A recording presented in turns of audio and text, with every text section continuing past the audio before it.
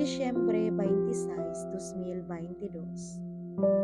Pagbasa gikan sa Santos nga Ebanghelyo sumala ni San Mateo.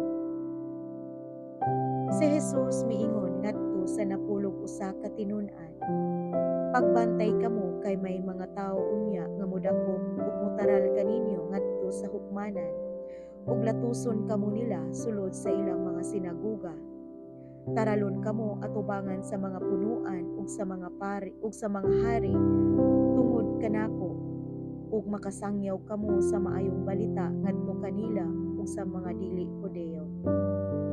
Kung taralon kamo sa hukmanan, ayaw kamo kabalaka unsay inyong isulti o unsaon ninyong pagsulti, kay inig-abot na sa panahon hatagan kamo sa inyong isulti. Kay ang mga pulong nga inyo unyang isulti dili inyo, kundili iya sa espiritu sa inyong amahan nga magsulti diha kaninyo.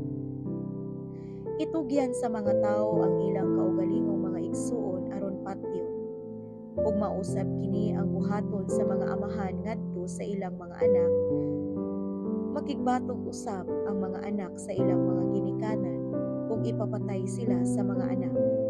Dumtan kamo sa tanan tungod kanako, apan maluwas ang magpadayon hangtod sa katapusan.